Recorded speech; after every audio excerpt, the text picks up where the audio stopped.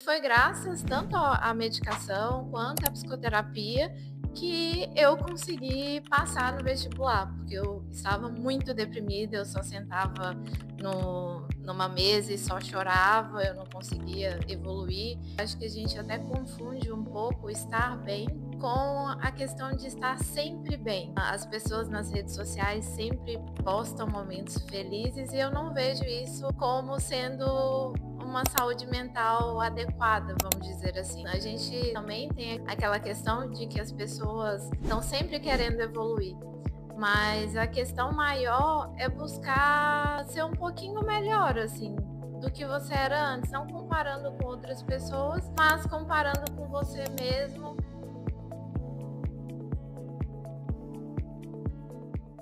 Esse é mais um vídeo do Saúde Mental Fora da Caixa. Hoje a nossa convidada é a Luísa Laura. Luísa Laura é psiquiatra e veio agregar aqui no nosso projeto junto com o conhecimento. Luísa, obrigada pela sua vinda, obrigada pela sua disponibilidade.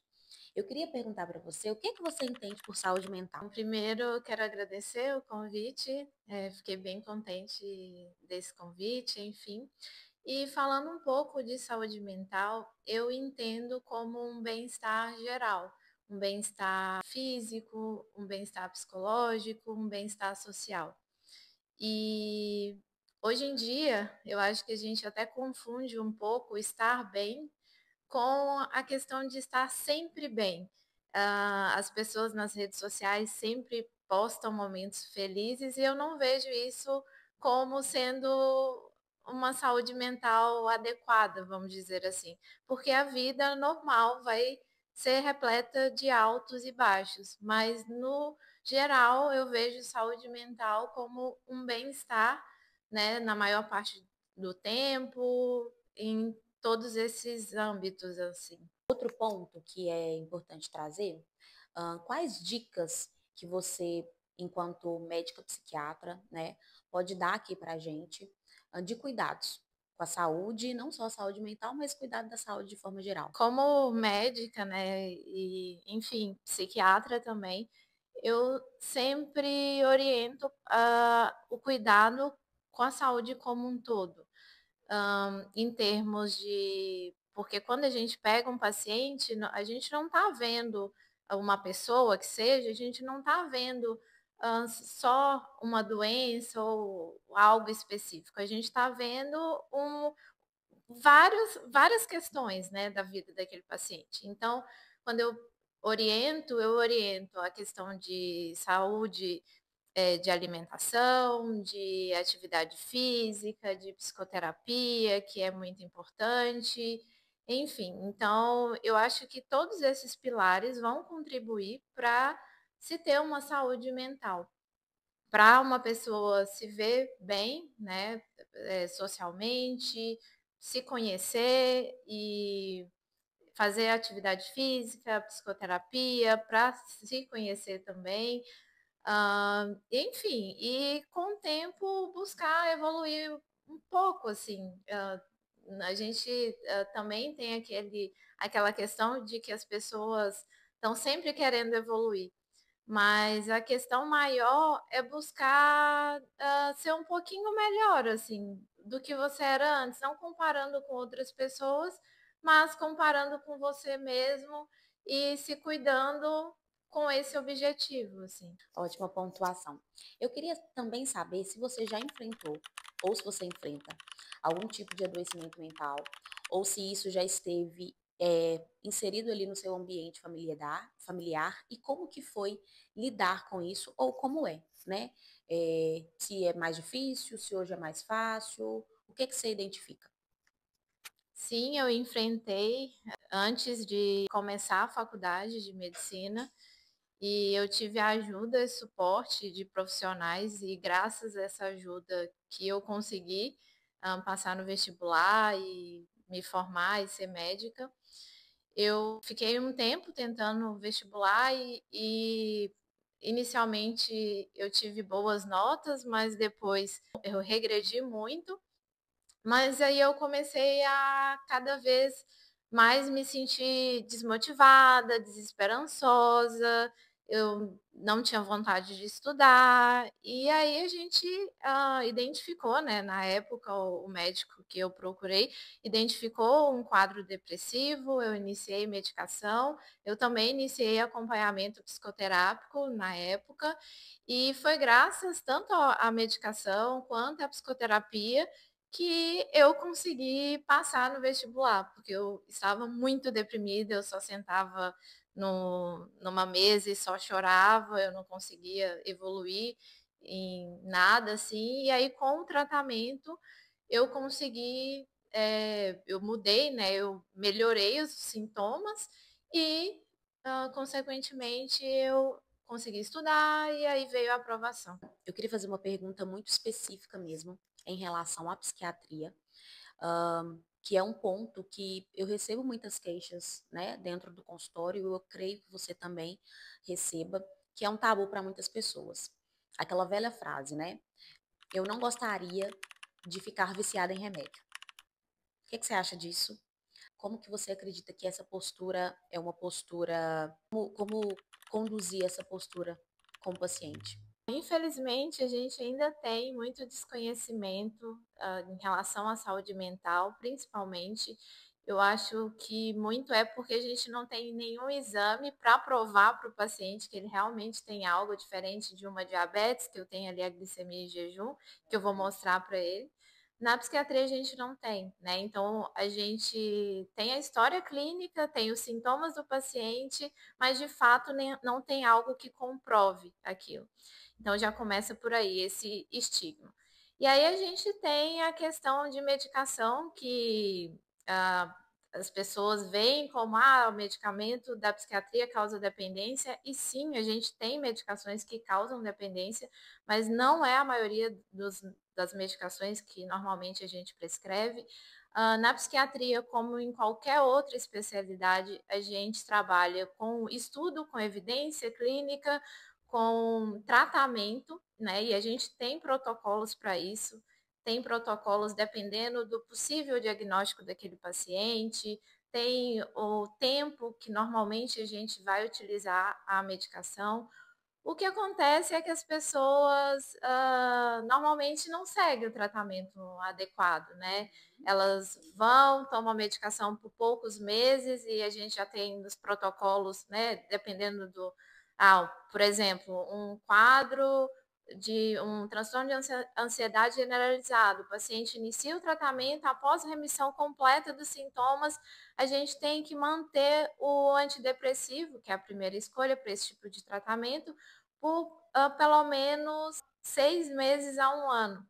Né? Então, assim, depois disso a gente vai retirar a medicação, a gente vai avaliar o paciente, se o paciente precisa estar em acompanhamento, e as chances a gente ter uma recidiva, se o paciente seguir as outras formas de tratamento não medicamentoso, é muito grande, né? De tipo não ter recidiva. Enfim, então é uma questão muito mesmo de desconhecimento, mas hoje em dia, como a gente já tem muito conhecimento nas redes sociais, na internet, a gente já está quebrando um pouco esse tabu, mas infelizmente ainda existe, né? E eu sempre costumo comparar que ninguém fala que está viciado em antipertensivo. E tem muita gente tomando antipertensivo aí a vida toda porque realmente precisa. E em alguns casos também a medicação vai ser necessária para o uso contínuo.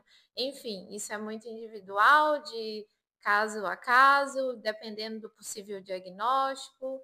E é isso. Ótima contribuição. É, é ótimo para a gente ir desmistificando esse lugar, né? Esse lugar de que eu sempre comento isso com os meus pacientes, de que os nossos adoecimentos mentais, eles muitas vezes eles não são visíveis, mas eles são palpáveis, né? É palpável pelo corpo, existe um déficit ali na convivência mesmo, né? Um prejuízo, na verdade, na convivência, um prejuízo na dinâmica de atividades comuns, né?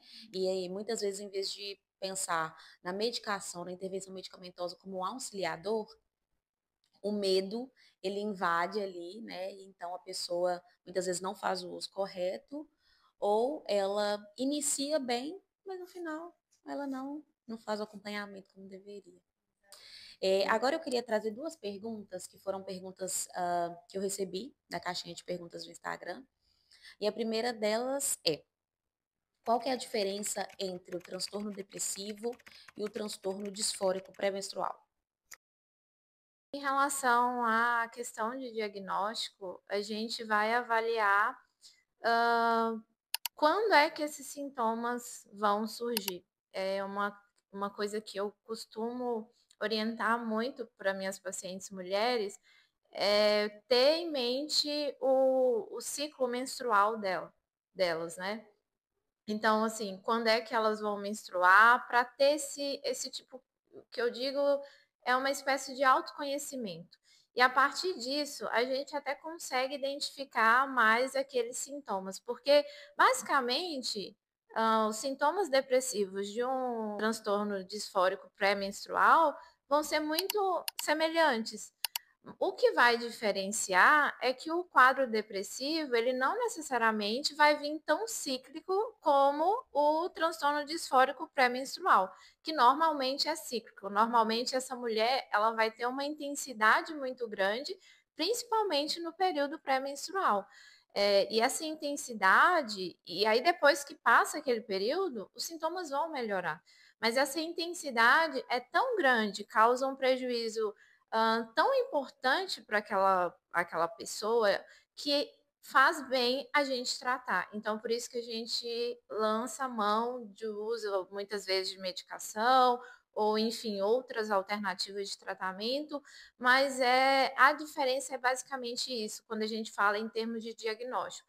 E no transtorno depressivo, para a gente fechar um diagnóstico, a gente precisa, né, de caracterizar alguns sintomas, mas um período de 2 semanas. E aí, isso não necessariamente vai estar no período menstrual daquela paciente ou não. Normalmente, as que têm esse transtorno disfórico menstrual, elas chegam relatando que elas ficam bem e sempre, num determinado período, a gente vê vários sintomas, né? Daqui a pouco. Exatamente. Às vezes, algumas naquele período pré-menstrual têm muita dificuldade de sair da cama. E claro, a gente sabe que nós mulheres temos várias alterações hormonais e, consequentemente, a gente vai ter alguns sintomas naquele período, mas são sintomas que causam prejuízo. E quando a gente fala de transtorno na psiquiatria, é que o prejuízo é muito maior do que algo que dá para muito significativo, exatamente.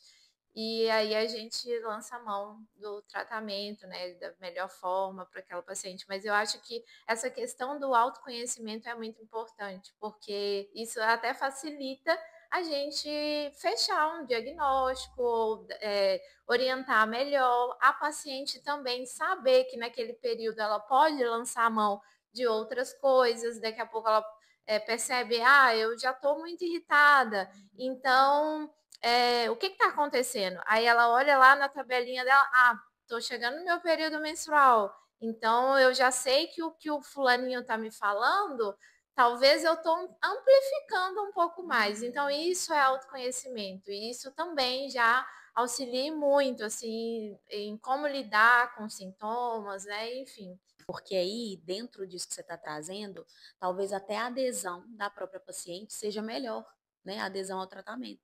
Quanto mais conhecimento ela tem, mais ela entende o caminhar ali, né? De como vai ser aquele tratamento, talvez ela adere melhor ao tratamento. A segunda pergunta, que veio também da caixinha de perguntas que eu queria fazer para você é: como não repetir padrões disfuncionais no decorrer da vida? É difícil, né? Não repetir padrões disfuncionais. Eu queria ter essa resposta assim, mas mais uma vez vamos falar do autoconhecimento.